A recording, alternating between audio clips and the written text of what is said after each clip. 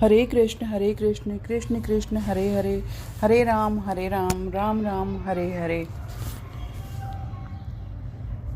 एक बार महाराज युधिष्ठिर ने श्री भगवान श्री कृष्ण से पूछा कि हे जनार्दन, वैशाख मास के शुक्ल पक्ष में किस नाम की एकादशी होती है और उसका क्या फल होता है, उसके लिए कौन सी विधि है। युधिष्ठिर के वचन सुन करके भगवान श्री कृष्ण बोले, हे धर्मराज, पूर्व काल में परम बुद्धिमान श्री रामचंद्र जी ने महर्षि वशिष्ठ जी से यही बात पूछी थी जिसे आज तुम मुझसे पूछ रहे हो। भगवान श्री राम ने कहा था, हे भगवान, जो समस्त पापों का क्षय तथा सब प्रकार के दुखों का निवारण करने वाला हो, व्रतों में उत्तम व्रत हो, उसे मैं सुनना चाहता हूँ। वशिष्ठ जी बोले, हे श्री राम, तुमने बहुत ही उत्तम बात पूछी है। मनुष्य तुम्हारा नाम लेने से ही सब पापों से शुद्ध हो जाता है, तथापि लोगों के हित की इच्छा से मैं पवित्रों में पवित्र उत्तम व्रत का वर्णन करूंगा।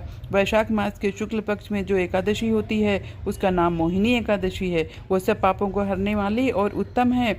उसके व्रत के प्रभाव से मनुष्य मोह जाल तथा पातक समूह से छुटकारा पा जाते हैं। सरस्वती नदी के रमणीय तट पर भद्रावती नाम की सुंदर नगरी है।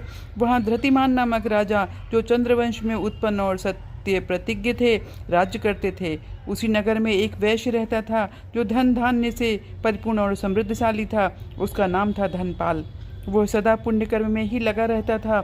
दूसरों के लिए पौसला, प्याऊँ, कुआं, मठ, बगीचा, पोखरा और घर बनवाया करता था। भगवान विष्णु की भक्ति में उसका अधिक अनुराग था। वो सदा शांत रहता था। उसके 5 पुत्र थे, सुमना, द्युतिमान, मेधावी, सुकृत तथा धृष्टबुद्धि।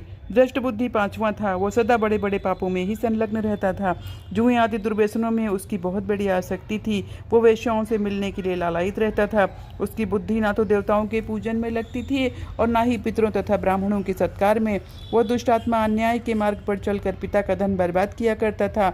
एक दिन वह वेश्या के गले में बाहें डालकर चौराहे पर घूमता देखा गया। तब पिता ने उसे घर से निकाल दिया तथा बंधु बांधवों ने भी उसका परित्याग कर दिया। अब वो दिन रात दुख और शोक में डूबा तथा कष्ट पर कष्ट उठाता हुआ इधर उधर भटकने लगा। एक दिन किसी पुण्य के उदय होने से वह महर्षि कौंडिन्य के आश्रम पर जा पहुंचा। वैशाख का महीना था। तपोधन कौंडिन्य गंगा जी में स्नान करने आए थे। दृष्ट बुद्धि शोक के भार से पीड़ित हो मुनिवर कौंडिन्य के पास गया और हाथ जोड़कर सामने खड़ा हो गया और बोला, हे ब्राह्मण, हे द्विज श्रेष्ठ, मुझ पर दया करके कोई ऐसा व्रत बताइए जिसके पुण्य के प्रभाव से मेरी मुक्ति हो। कौंडिन्य ऋषि बोले, वैशाख मास के शुक्ल पक्ष में मोहिनी नाम से प्रसिद्ध एकादशी का व्रत करो। मोहिनी को उपवास करने पर प्राणियों के अनेक जन्मों के किए हुए मेरी पर्वत जैसे पाप भी नष्ट हो जाते हैं।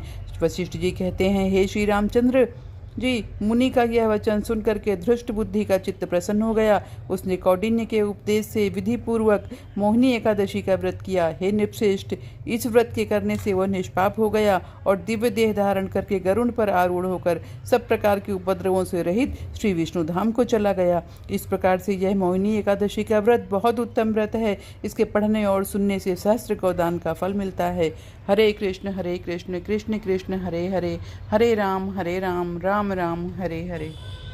इस प्रकार से मोहिनी एकादशी के व्रत की कथा संपन्न हुई।